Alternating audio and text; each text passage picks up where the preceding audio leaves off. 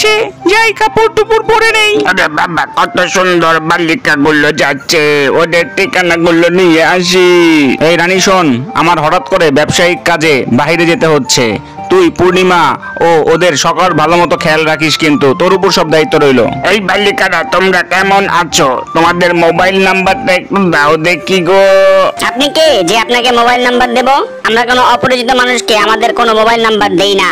আমি রহিম ঘটক, এই গ্রামের 1000 মেয়েকে বিয়ে দিয়েছি, তোমাদেরকেও বিয়ে দিব, এই জন্যই তোমাদের মোবাইল নাম্বারটা চেয়েছি। ফাজিল ঘটক, তুই জানা নাই শোনা নাই, তুই আমার মোবাইল নাম্বার চাইতেছস? দাঁড়া, তোকে এই যে দেখাইতেছি কি মজা। জি ভাইয়া, আমি সবকিছু দেখে শুনে রাখবো, আপনি কোনো টেনশন করেন না। ওরে বাবা, কি জোরে থাপ্পড় মেরেছে রে! কি ফাজিল মেয়ে রে বাবা, মুরব্বির গালে এত জোরে থাপ্পড় মারলো।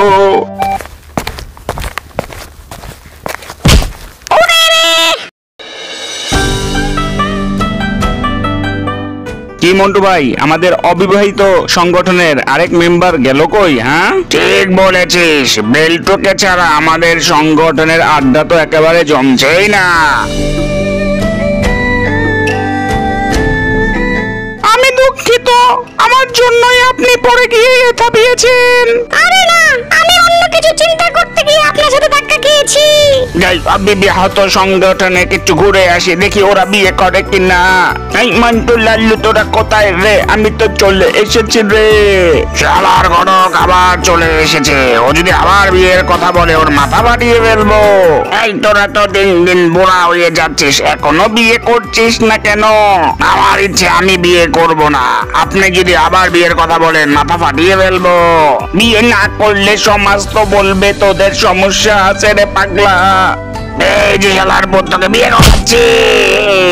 আরে বাবা, আমার মাথা ফাটিয়ে ফেলেছে রে, আমার মাথা ফাটিয়ে ফেলেছে। এই সুমনা, তোর আজকে কলেজ থেকে আসতে এত দেরি হয়ে এলো কেন? তাড়াতাড়ি ফ্রেশ হ, আমি খাবার দিচ্ছি। বউ কিন্তু এখনই চলে আসবে। আমার ভাইকে ওরা কিভাবে মাথা ফাটিয়ে ফেললো? কিরে, তোরা নাকি রহিম ঘটকের মাথা একেবারে পুরো ফাটিয়ে ফেলেছিস? কি বলবো, ফাজিলটা শুধু বারবার বিয়ের কথা বলে।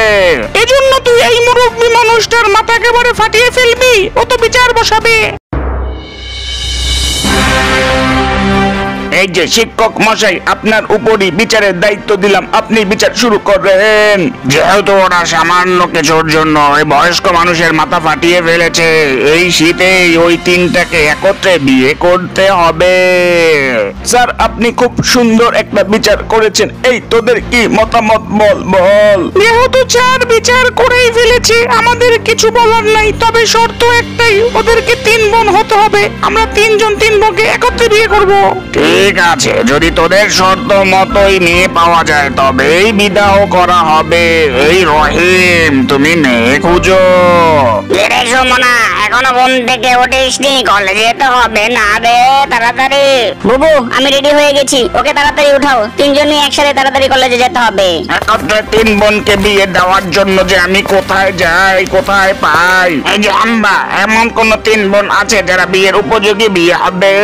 যে রহিম ঘটক, এরকম মেয়ে আমার পরিচিত আছে। আরে বেল্টু, তুই খুব ভালো একটা শর্ত দিয়েছিস, ওরা মেয়েও পাবে না, বিয়েও হবে না। বুঝতে হবে, এটা বেল্টুর মাথা থেকে বুদ্ধি এসেছে, অন্যদের নয়।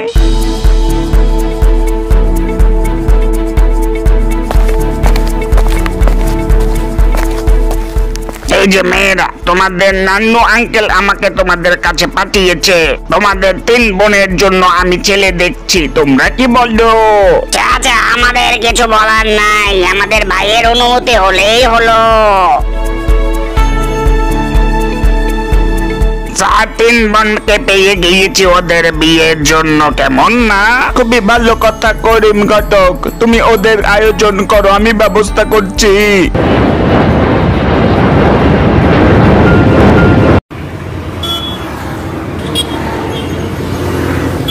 ভাইজান এসেছে রে, বিদেশ থেকে ভাইজান এসেছে, কি মজা কি মজা।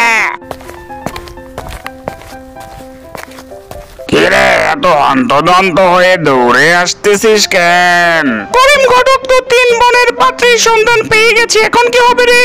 কি আর হবে, এখন জোর করে হলেও আমাদের বিয়ে করতে হবে। ভাইজান, আমাদের এলাকায় 3 জন সুপাত্র আছে আপনার বোনের জন্য। আপনি যদি চান ওদের সাথে দেখা করতে পারেন, সব আয়োজন করতে পারেন। পুলিশ স্যার, আমার বোনদের যদি ওদের পছন্দ হয় তাহলে আর আমার কিছু বলার নাই। এই তোদের পাত্রীর সন্ধান পাওয়া গেছে, আগামী সোমবার তোরা যাবি ওদের সাথে দেখা করতে, পরে বিয়ে হবে।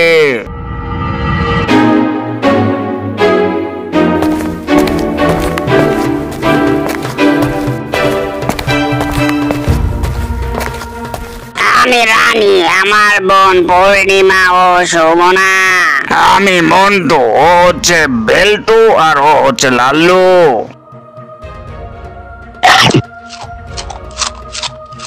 তোমাকে আমি ওই প্রথম দেখায় খুবই পছন্দ করে ফেলেছিলাম, শুধু বলতে পারি নাই।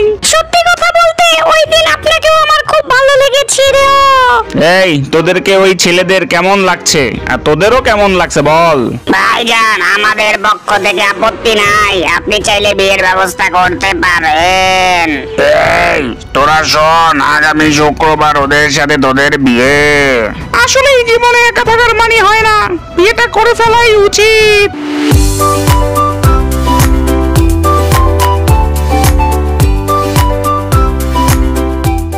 5,01,000 টাকার বিনিময়ে তোমরা দুজন বিয়ে করছো, বলো তোমরা কবুল? কবুল কবুল বললেই বিয়ে হয়ে যাবে।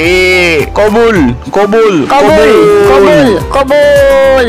এই তো সবাই হাততালি দাও, বিয়ে হয়ে গেছে, অভিনন্দন অভিনন্দন। তাড়াতাড়ি চলো বিয়ের কাজটা সেরে ফেলি। তোমাকে পেয়ে আমি ধন্য সুমনা, তোমাকে আমি অনেক অনেক বেশি ভালোবাসি। অনেক কাজ হয়েছে রে, বিয়ে তো হয়ে গেল, তাড়াতাড়ি খা, খুবই ক্ষুধা লাগছে। ওরে আমার মায়াবতী রূপবতী বউ রে, তোমাকে পেয়ে আমি ধন্য হয়েছি। ভাইজান, কাদের সাথে বিয়ে দিলা? এরা তো শুধু একা একাই সব জায়গায় ঘুরতে যায়, সব কিছু করে, আমাদের কিছুই করার থাকে না।